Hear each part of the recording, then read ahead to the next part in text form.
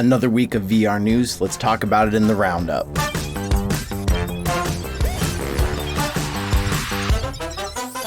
Is Meta's Metaverse in trouble? Recently, Mark Zuckerberg has announced that they are going to lay off 11,000 employees, which is approximately 13% of their total workforce. This after another tough quarter for Meta, announcing that they are going to continue their hiring freeze and cut back discretionary spending even into Q1 of 2023. Although this brings up a lot of questions about the future of Meta and their place in virtual reality, there are reports that these 11,000 jobs were mostly cut through their humans relations department and is not going to affect Reality Labs, their division that is mostly in charge of virtual reality and the metaverse. This is something we're seeing widespread across the entire tech industry right now. Many tech giants are seeing stocks plummet, but keep in mind, this is after the pandemic drove some of their stocks to the all-time highs that they had never seen before. Companies like Google, Amazon, Apple, all swelled during the pandemic, although of those major companies, Meta is the only one whose stock is currently valued at even less than it was pre-pandemic. Reportedly, the metaverse has cost Meta $9.4 billion already in 2022, and they say these costs will continue to increase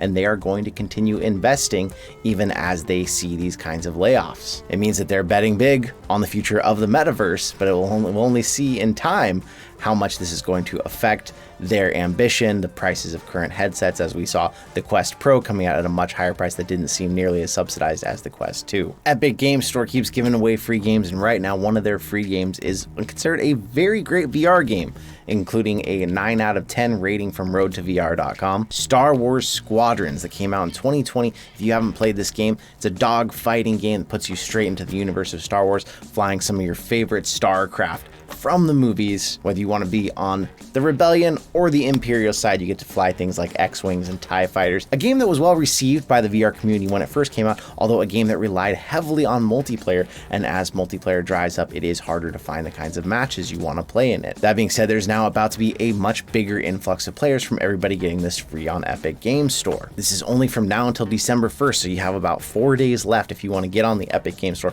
and claim this, and then this will be playable on VR headsets. This is a game that is also playable outside of VR, so anyone who's interested in this game or doesn't have a VR headset, this is still a good time to get it free on the Epic Games Store. Save it for the future in VR, play it, flatten out, whatever you want to do. A lot of Black Friday VR headset sales are still running. If you didn't catch last week's news roundup, we talked about how the Quest 2 is currently on sale. $350 for the 128 gig gets you not only the headset, but Resident Evil 4 and Beat Saber. $429.99 gets you the 256 gigabyte model, along with those two games, of course, saving you about $70 on games as well. This deal is considered while supplies last. The devices must be activated by January 31st of 2023, and then you have to accept those games within 14 days of activation. The EU and Asia Quest competitor, the Pico, is actually offering free copies of games After the Fall, Ruins Megas, and Lemil's Body Combat with any purchase and activation of their Pico 4 headset until November 30th. Only a few more days on that one, but that effectively saving you money on several games, hopefully games that you want. HTC jumping in on Cyber Week deals as well. The Vive Pro 2 full kit, you can get $100 off, taking from $1,400 down to $1,300.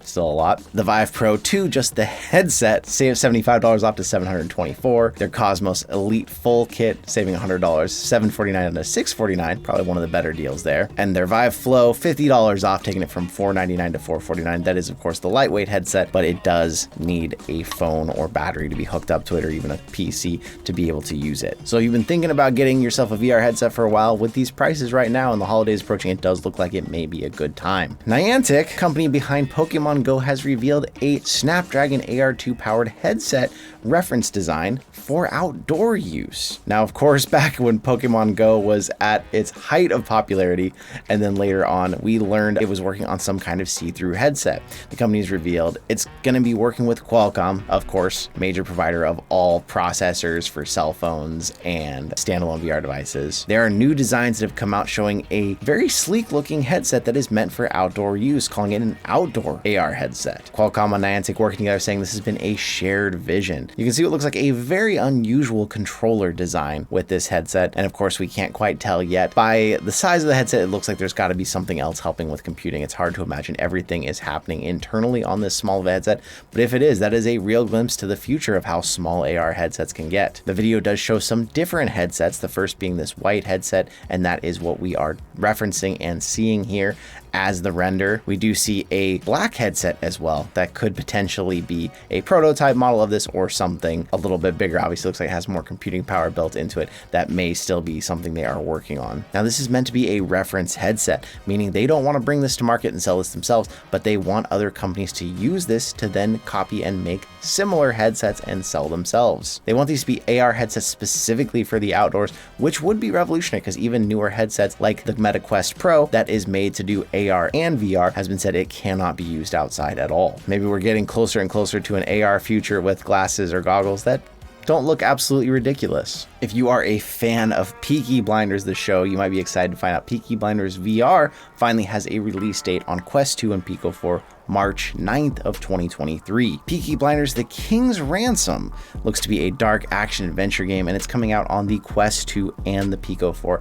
It is also supposed to come out on Steam VR, but they have not announced if it will launch at the same time or later there. Putting you in the realm of the show, it takes you back to the 1920s Birmingham and London. You get to include locations from the actual show, like the pub, Charlie's Yard, the betting shop. This is being developed by Maze Theory, who also developed Doctor Who: The Edge of Time and is working on another title that we don't know a whole lot about called Ingram, previously named The Vanishing Act. What do you think? Are you excited to see this come out? It's always great for us to see another large IP, hopefully one that actually is fun to play and will help bring more people into the world of VR. Some of them have been cool and some of them haven't been as good. What else happened in VR this week? We got a lot of big stuff going on. Of course, we're approaching the holidays. It's always a big time for VR. More and more announcements of potential headsets, potential games, and exciting stuff for me, a VR lover. But what about you? What gets you excited about this? Or is there some other news that got you more excited that I didn't see here? Let me know in the comments down below, but I want to say thank you so much for coming out, and we'll see you in another reality.